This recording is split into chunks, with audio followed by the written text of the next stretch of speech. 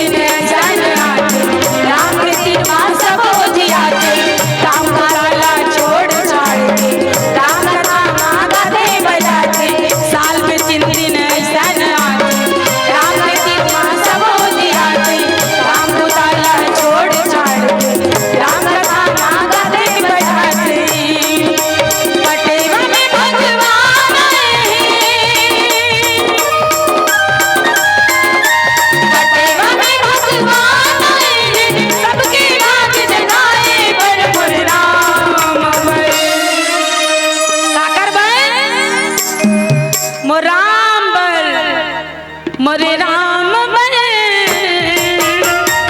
अंगना सजाओ ना, बिरहा बढ़ाओ ना, गाना जलाओ ना। मोरे राम बल, मोरे राम बल, मोरे राम बल, मोरे राम बल, मोरे राम बल, मोरे राम बल।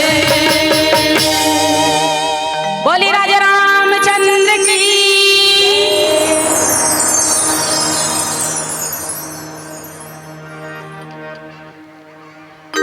बिनती